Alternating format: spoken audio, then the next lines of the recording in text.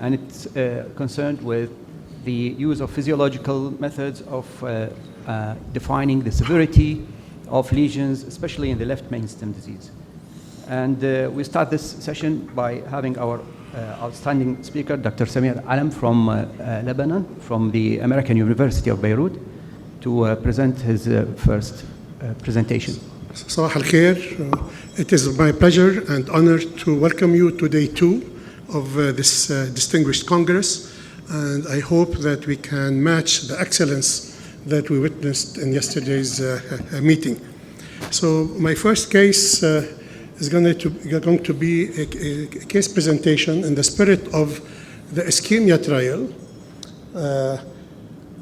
Ischemia trial involved 5,000 plus patients. It took 10 years to perform. It costed $100 million and involved 300 participating sites. And in this study, patients were blinded to coronary CT angiography, and then they were to exclude left main coronary artery, and then they were randomized to invasive strategy in addition to optimal medical therapy versus conservative medical therapy. So 5,000 patients, enormous efforts, enormous money, and the result was that events in the two arms were equal and low. I think this is a tribute to the importance of the optimal medical therapy. So, invasive strategy involving the best of DES and the best of CABG with almost all arterial grafts on top of optimal medical therapy does not offer beyond OMT alone in preventing a range of major cardiovascular events in patients with stable and moderate to severe ischemia. So I'm going to take you through a case that I had. We picked up with Dr. Ramzi and Dr. Imad to see how does this apply in the era of personalized cardiology in the context of the ischemia findings. So the patient I'm going to present is a 57, very well-known Lebanese diplomat. He works in a big city in Europe, and he has been followed in that city for some time. He's had minimal or no suggestive symptoms. He has no angina and no peripheral vascular manifestations. He is known to have elevated coronary artery calcium score, and he's had 2 CT angios in the period of 2 years. And both of them were read to be calcification, but no important findings, and patient was kept on medical treatment. His EKG was normal, his echo was normal, lab results on statins were not relevant. So in brief, very, very brief and atypical pain in the neck that was not judged to be ischemic. He had no effort symptoms, and he skis regularly, no myocardial infarction, and his stress test was negative. So it's not a case that this case would have probably escaped the ischemia trial. Risk factors: smoking, ex-smoking, hypertension on treatment, no diabetes, and negative family history. So this is the right coronary artery. The cath was performed. You asked me why was he cathed? He was cathed because he is very obsessed on his health, and his doctor in Europe refused to do the cath. So his friend, a common friend, referred him to us, and this was his right coronary artery that was missed by the CT scan done 2 months ago. So I will ask later Dr. Ramzi to comment on that. His left main coronary artery, this is the worst view, but I trust me, this was the worst view, but we took several views with a lot of calcification on the region of the left main, and this is another view showing that it was sort of an intermediate left main lesion. So this man has decided that he will not go to surgery because of his status and his profile and his career. So what we did therefore is we did the angioplasty on the right coronary artery with the plan to evaluate the left main, knowing that the left main by CT was not significant, and then to decide what the next step is. So this is the left main, eccentric lesion, reportedly negative CT angiography on 2 occasions within 2 years, and he is asymptomatic, very, very subtle EKG changes that you will not characterize as a patient who fits the ischemia trial. So by all means, this patient would have not been treated, he would have been left alone. So what would you do next? We will have a little time for questions and answers.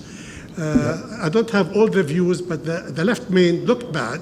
Of course, we're not going to leave it, but Su'ali, how are we going to verify and reconcile the left main by CT, lack of symptoms, and what we saw the angiography, even though it was only in one view looking very bad. So the issue today is not to discuss really the techniques, but we're going to underscore some very important concepts for people who do assessment of left main, and this is the purpose of the discussion. So it's going to be provocative, yes.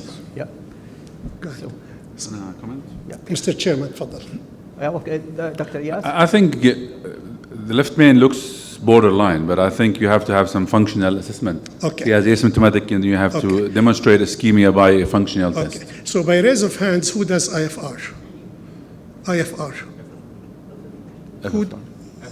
FFR. Who does IFR? IFR. Okay. Who does FFR? You don't. Okay. So we did FFR. We are fans in our lab of physiology, and I'll tell you why later, why we don't do much imaging as in the left main to decide on indications. We do it to optimize. So we did IFR, and the IFR. Can I ask a question? Yes.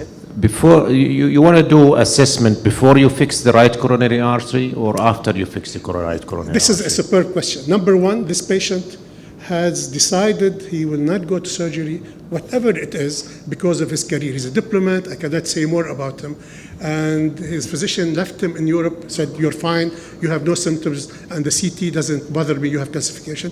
Number two, in my experience, and we do a lot of FFR, I don't like to give adenosine in a patient who has such a tight lesion, because I don't want him to get ischemic, even if it's intracoronary, because he could get AV block. It's a very tight right, so I don't want to give adenosine to this patient, and this is why I wanted to treat the right first and then go to the left main. But this is an excellent question. Because as you mentioned, it is good to have an assessment, but you're offering him surgery and you He's don't know, not a surgical candidate. and then you don't know if the left main is He is significant. not a surgical, so it was a left main. If it's tight, he will go to PCI. Fair? Okay. So we did IFR, and it is not ischemic. It is 91. So this lesion doesn't look to be ischemic. So what do you do next? I think this is a beautiful case, illustrates important teaching messages, and we will take it. Okay. Okay. So, So non-ischemic IFR, and do we stop? Do we go to IVUS? Do you treat medically based that now we have a good angioplasty on the right, good result on the right, or we go by angiography and treat anyway? What would you suggest? Any comment about the result of this IFR? It was 0.91, right? Yeah. Yeah. And 91 is above 90 threshold, so I think it is. yeah, but my opinion is that when an IFR, there is a cut point of 0.89, right? Yeah. But there is a range of I know. varying between 0.93 and 0.86. But remember that, 91 in the left main is really very good, because the left main has high flow, and therefore you would expect that this will be more ischemic because you have too much flow in the proximal lesion. That's right. So 91 in the left main is really You would acceptable. consider it normal? Sorry? You would pass that as normal? Yes, as non Well, ischemic. the thing that we... But I didn't stop here. I yes, say of the course, IFR of is course. normal. Yeah, yes. of course. The IFR is normal. Any discussion, yes. No, but I just suggest to give, if you wouldn't to give high dose of adenosine, just to give 200 microgram This of is IFR. Okay. Wire in place, so shift the machine to FFR option, then give 200 intracoronary This adenosine. That will give you Why would you do that? Why would you do that? Why would you do that? Because IFR, it is, as Doctor said, it is in the borderline. So if you do hyperemia, you may get significant lesion. Okay. Any other suggestion before? Just a comment. When you do IFR or Are we fine with IFFR time? of the left main, Go is ahead, it Jake. essential to do the Circ and the LAD wiring, or is it one of them is We enough? did both. We did both. Just for And, scientific discussion.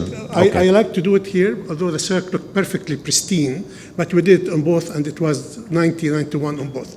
So for the sake of time, we decided to respect the left main for angiographic appearance, and we went to And by guidelines, I think there are new important guidelines mandating that imaging and functional testing be done in order to predict the risk, and not only ischemia.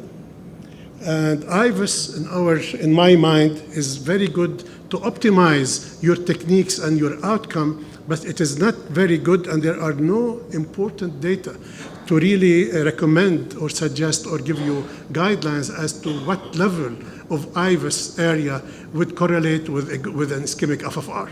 So because of this reason, for the sake of time, I say that we don't like to do IVUS to define indications, only to define technical factors. And we know that FFR is a very good guide for outcome. If the FFR is non-ischemic, you can delay patients, and the event rate is very low. It's 1% per patient per year. FAME2 has shown us that if you don't treat ischemic FFR, you pay a high penalty, not in mortality, but in high incidence of recurrence of urgent revascularization. So what FFR does, and we'll talk about it in the next session, is really a measure of the drop of pressure across stenosis. It's not a flow measurement.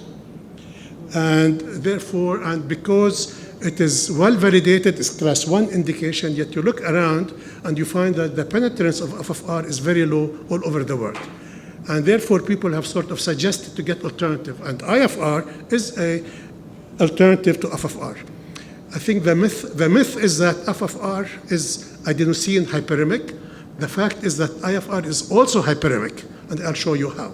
So IFR is not non-hyperemic. It's also hyperemic, and this is a very important physiological concept in order to understand why this patient has discrepancy.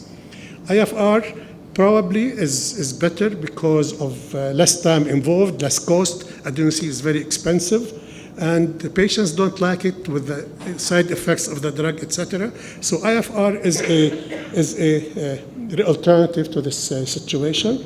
IFR measures, it's a wave-free, it measures the delta P during the hyperemic phase of early diastole. So it is a hyperemic.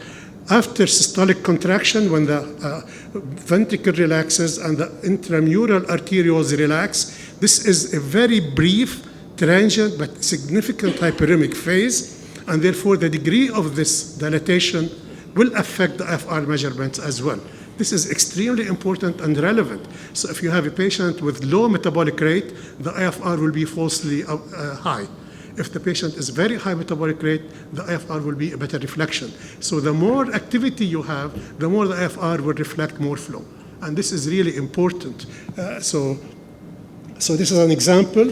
You see here that you have a hyperemic response in diastole, hypothermia. This is decreased. And during high metabolic rate, the IFR, the flow in diastole will rise. So this is really a dynamic state of flow. It's not a fixed number.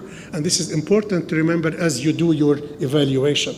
So this is the IFR, as I told you, and this is the FFR on this patient after adenosine. So I think this is, I wanted, and I discussed it with Ramzi and Imad, to bring this case very important because in many countries, and our country included, many people have stopped using adenosine. And when you are evaluating important lesions, it's very important to remember metabolic state, interstitial disease of the heart, microcirculation, diabetes, hypertensive, where the microcirculation is affected and you do not achieve sufficient vasodilatation. This will be a case where we have falsely normal IFR and even falsely normal FFR. The issue is that with FFR, you can increase your dose. So we go from 150 to 200 to 300 almost routinely when we have doubts about the result. So this is, I think, an important message. And the discrepancy is well noted in the literature and showing that in the left main in particular, and this is the message, in the left main in particular, and in the left anterior descending very proximal, there could be up to 30% discrepancy between IFR and FFR. And this is a very important message. So I think this is the point that I want to hammer. And the reason behind this is not known. Maybe interstitial disease and microcirculation, but more importantly, it is a similarity to myocardial hibernation. So when you have a large area in jeopardy, like left main, like proximal LED, It sounds like this area in jeopardy will be hypocontractile, not because of ischemia causing injury, it's because of adaptation. This is adaptation, teleologic adaptation. يعني بصير يصلح حال الفنتريكل، بصير تصرف أقل لحتى تتعايش to adapt to the state of low flow in the left main. So in the big distribution areas, my suggestion, my message is to go for IFR hibernation approach or FFR من الأول, and do always with a big dose in order to overcome the microcirculation in these situations. So I think so we did angioplasty on this patient, and we got we protected the circumflex. We stented the left main into the LED with a pot with 4O balloon, and patient is happy and fine. So I'll stop here and take more questions. Thank you, Dr. Alam, for this very nice points you made. And for me, what I'm used to is that to take the usual stated standards for IFR, and that is if the IFR is below 0.86, then there's no need to perform an FFR, and if it's above 0.93, is again there's no need to perform an FFR. Only if it falls in this gray zone. And in fact, this is the benefit of IFR, is that it has excluded more than 30% of the cases. point here is just to underscore the concepts. Yeah. Thank you for bringing this interesting and intriguing case. First of all, congratulations on the outcomes. Second, I think we have to differentiate between left main and non-left main disease. If even with angiography, we consider left main 50% significant, while others have to be at least 70% significant. And I think the future will tell us about personalization of coronary artery disease in the phase of patients like this with a huge arteries, that IFR could be significant even if it is more than 0.9, because it is a proximal vessel supplying territories that is depending on this. And I think the future will tell us a few things. First of all, left main evaluation with IFR, FFR, the threshold will be different than other vessels. The second, I think IFR and FFR discrepancy sometimes has to be considered, as we believe that in personalized medicine, this does not fit for all. You have to classify patients according to their territories, and accordingly, you may have to deal with multidisciplinary and multiple approach to the left main in particular. And the third thing, which I think you probably have some ideas about in left main, what is the difference between intracoronary adenosine and intravenous adenosine? There is also some different data about that. So I hope that this will bring us to understand more of the significance of left main in patients with intermediate disease. Good question. I think intracoronary is superior for lesion evaluation. Intracoronary is superior for lesion evaluation. Intravenous is good for vessel evaluation because you want the total picture that will incorporate and integrate the effect of collaterals. IFR is, I don't want to shoot IFR. IFR will be ideal to have IFR pullback, as I'll talk about maybe in the next session. You can do IFR cheaply without adenosine after angioplasty. And there is a very recent study showing that as you do your pullback with IFR, and it doesn't cost you anything, you just stop and you co-register. And when you see there is a gradient with IFR, this indicates there is high index of myocardial resistance.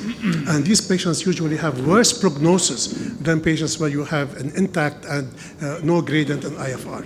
So IFR has its role.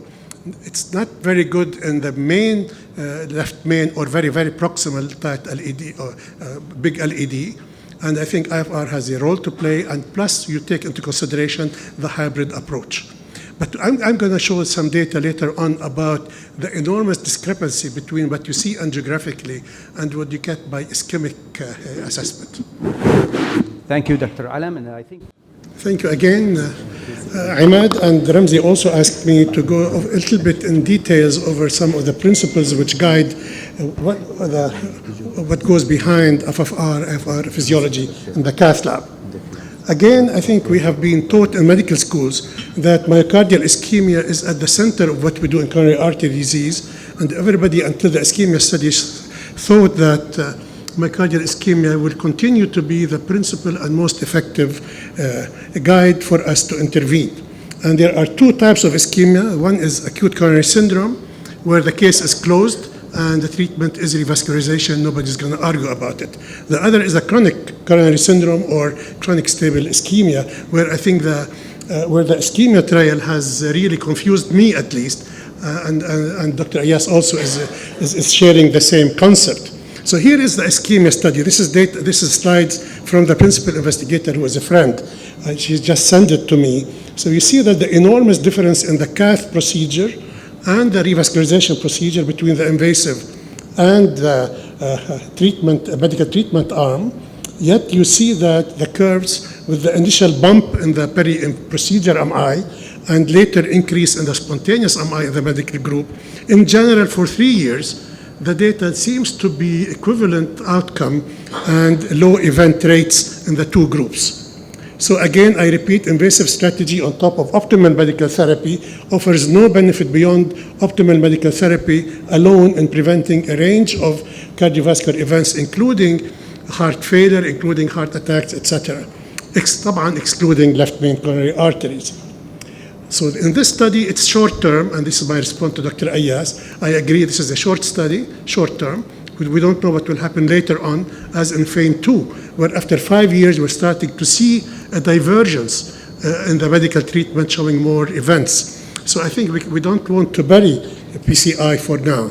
It's short term, left main excluded. One strategy does not fit all. I will ask the question, when would an oncologist send a patient with breast cancer to take a broad spectrum chemotherapy? We are going to molecular diagnosis, we go to staging, etc. And yet here we are treating all comers the same, either medical or surgical. And I think this is unwarranted, in my opinion, in 2019. So the question is, do we treat what we should not treat? And do we not treat what we should treat? And therefore, I would argue that we should be lesion specific in order to determine outcome and be personalized, as we discussed before. This is a very nice study, and I'm sure Dr. Ramzi will build up on this. This is a study from the Scott Heart, and the study already made it to the guidelines of the European Society of Cardiology, showing that in patients with mildly obstructive or obstructive disease, the presence of special features of the plaque, I'll talk about them in a second, will add significant impact on the prognosis. So I don't think it is just do angiography, do CT عادة, obstruction, no obstruction, and then treat. There are important discriminators and game changers, whether it's by physiology or by CT angiography, that we'll be looking for. And you see here the curves diverge very early. Patients who have plaque characteristics such as low attenuation or positive remodeling versus those who do not. And you see that the impact of the plaque characteristics by CT angiography is an important influence on the outcome of the patients. This is very important, and the guidelines of the European Society of Cardiology already suggest that CT angiography with attention to plaque characteristics should be class 1B indication. This is really enormous, that now we're dealing like in neurology, where every TIA gets a CT angio to study the case. These are the plaque characteristics that we should be looking for. Its percent stenosis is only one of the elements. It's percent stenosis, it is calcification, spotty calcification, it's low attenuation of plaque, meaning there is more fat in it. It's also positive remodeling and aggregate plaque volume. So when you add all these features together, you see there is an incremental increase in risk. And what I want to reach to is that all these elements are captured by FFR. This is really a very important study showing that an FFR integrates all the physiology and the pathology and the imaging characteristics of a plaque And this is an important thing. And brings us back. I'm an interested person in fluid dynamics, and we do a lot of stimulation with biomedical engineering. And you see that flow patterns and shear stress vary according to the roughness of the plaque and the distribution of the plaque and the location, whether it's on which vessel, on which side of the vessel it is. So looking at this, there are new paradigms in cardiology, pins and nips. Nips meaning that you have no ischemia, the presence of significant stenosis angiographically, or pins, presence of ischemia, but you don't see significant stenosis. And this is where FFR is really defining these paradigms and the direction in how to treat with these people. So this is an example of a patient. He is 42, comes from a family with positive family history. This is, he had a CT angiography which was abnormal. And this is a lesion in the proximal LED that looks around 50%. And the question is this significant or not? I don't know. So I think the new guidelines in 2019 from the European Society, Japanese Cardiovascular Society, and the NICE, National Institute of Health and Excellence in England, all now are recommending that functional testing and or imaging would be part of the evaluation of patients with stable angina to determine risk and determine also indication for revascularization. So FFR is one tool to do this functional assessment. Ahmad told me that there will be fellows and residents present, so I want to go a few slides on the principles. So FFR is not a flow measurement. FFR is a pressure transducer. And this is very important. It's not increased flow, low flow. It is the indirect result of reduction in pressure. So it is a pressure drop across stenosis coming from a very basic physiologic principle or physical principle where the more you increase flow across stenosis, the more you lose pressure. And this is why by decreasing pressure, you reduce perfusion to the heart and you produce no flow and ischemia. So therefore, FFR integrates two things. It integrates the composite components of the FFR is the lesion in the epicardial vessel and the responsiveness of the intramural vessels, as I showed you before. So if you have non-functional microcirculation like you have in acute coronary syndrome, then you cannot use FFR or IFR. You need to have a responsive intramural arterioles, and you have to have a significant lesion to have an abnormal FFR. So this is what you see. It's the equivalent of the ankle brachial index. At rest, you have no significant gradient. When you exercise the peripheral extremity, you lose pressure across stenosis. The same thing is in the heart. And this is pressure.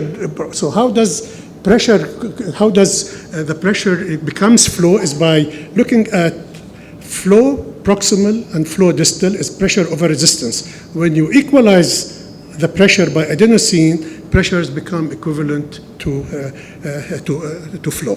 And this is the importance of FFR, and it is an indirect measurement of ischemic situations when you paralyze autoregulation.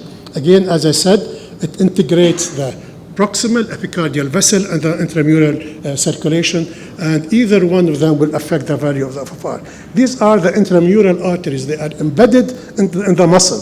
If they are abnormal or they are not able to dilate, then your FFR measurement is useless. So this is, for example, a patient who has severe stenosis in the LED, yet her FFR is normal, 0.86. The reason is because she's diabetic, hypertensive, old age, typical patients who have diastolic heart failure. And in these cases, it's useless to try FFR or IFR. You have to use symptoms or something else. So these are important concepts for the FFR understanding. Here we come again to what Ahmad asked before. Here is from the FAME study. And you see that if you take 0.8 as a cutoff, you see that patients with 50 to 70% narrowing angiographically, significant number of them will have ischemic FFR. And if you take patients between 70 to 90, significant number of them will have non-ischemic FFR. So our ability to read correctly angiographic lesions is wrong 1 out of 3 times. I think this is extremely important. 1 out of 3 times you look at an angiogram and functionally you are not correct in reading it. And therefore when you say 50%, 70%, let's dilate, you are stenting unindicated lesions and probably we are missing to dilate others. And until we do that and we go with FFR specific lesions, and that day should come, then I think we'll be doing a disservice to our patients because we are not doing effective, complete, mandated revascularization. Again, this study from Curzon in England, it's really remarkable. You see, for example, that patient above 70%, what you see 70%, significant number of them again have non-ischemic FFR. And you look at the other extreme, 0 to 30%, a substantial number of them will have ischemia.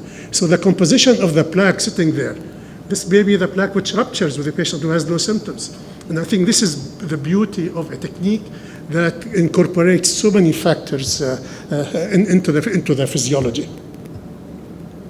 So again, we spoke at the deferred study, well known, the FAME2 study. So this patient had an FFR of 0.74, is asymptomatic, and the lesion looks like 50% by QCA, and his CT angiography was also normal. How does it affect our practice? This is the syntax. If you apply the rules of FFR to the syntax score, you will find that a significant number of them will be reclassified. So the patients who were classified as medium to high became less so, and I think this is also very important. When you do syntax, functional syntax is different from when you do angiographic syntax score. So in context, therefore, FFR is a very important tool. It has been validated physiologically and in clinical practice, and it is class 1A in all guidelines at present. Now we have the possibility, and Dr. Ramsey, I think, will talk about it, that we can do FFR-CT on the CT angiography, and this is becoming available with some cost. And I know that there are centers where you can do FFR without a wire on your console as you're sitting outside the cath lab. So you sit on the console and you can actually measure now. You can put your cursor and measure from your intra-cath data without putting wire. You can do functional CT angiography. So I think in the next 2 years, you're going to see this technology invading your cath labs. Again, I want to repeat that what I said about IFR, that IFR is hyperemic and it is sensitive to the metabolic state of the patients, and therefore you should be aware of it. We mentioned this before. And there are certain situations where IFR should not be used, including acute coronary syndrome, because your microcirculation is defective. Patients with microvascular disease, such as patients who have ANOCA, angina non-obstructive disease, these are typically young women or old women with diabetes.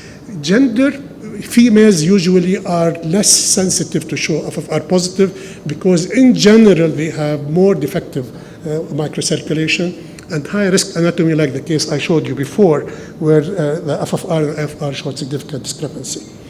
So I will conclude that FFR is not just a number.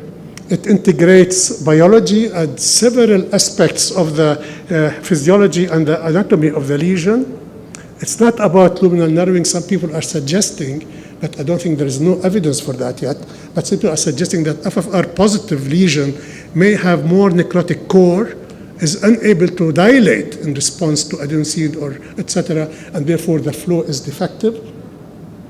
Microcirculation is of extreme importance, and it influences your measurement, whether you're doing FFR or IFR. And I like to remind you again of the limitations and the pitfalls that we discussed before about IFR and FFR. Thank you very much. Thank you, Dr. Alam, for this very enlightening presentation about the intricacies of physiological study and showing that it's not only absolute figures and numbers. There is no golden standard or no standard cutoff limit to go beyond or above. So any question or comment? Yes? Thank you very much. I think we go back to the basics. A lot of people believe that medicine becoming technology only. And this goes back that medicine is an art, depending on symptoms, evaluation, belief that the patient having ischemia or not before you take him to the cath lab. And that is the whole essence of this discussion. I think people are getting away from the clinical medicine and personalized medicine into technology medicine. And this is really puts us back to the basics of medicine. I cannot agree more. And also I want to stress how often I encounter conferences, meetings, fellows, etc., even colleagues who would not differentiate in a patient with a 50% lesion, acute coronary syndrome, positive troponin. Let's do FFR. I mean, this is one of the reasons why FFR is not used or misused. And I think the importance is that don't do FFR if you don't know the physiology. It's like doing an echo on a low gradient aortic stenosis. It's very similar. You have to understand when to do dopamine, when to look at anatomy, and you have to integrate it all. Otherwise, you'll be making horrible mistakes. And this is one of the problems that you encounter during STEMI. You do a STEMI on the right, a big right, and you say, I have a lesion in the LED, I want to do FFR. Maybe yes, maybe no, there's some controversy because it's not the vessel problem, it's the diastolic pressure in the ventricle which may be elevated in the context of large ischemia that will impede your microcirculation. And therefore, it might give you defective. Actually, there is a big discrepancy between FFR done during STEMI for the done culprit lesion and subsequent follow-up on that. And I think, again, this is all fall in the same arena. And may I ask a question about the role? Is there any more role for coronary flow reserve in sorting out the discrepancies between IFR and FFR? This is a great question, and I think the only way to answer it is the only way to differentiate between defective circulation or the effect of the lesion is to do PET scanning. Unfortunately, PET scanning is the only way to measure flow. There is a recent study, very interesting, Doppler echo done over the LED distribution, cannot be done on the circumflex. Again, showing, and they are distributing now, classifying patients into ischemic and hot, ischemic and low. Ischemic and hot meaning that the lesion is important, microcirculation is intact. Ischemic and cold meaning that the microcirculation is defective. You can do it by Doppler. I'm not sure how reproducible it is. Otherwise, I think PET scanning will be the way to answer. I see. Yes, you had a question?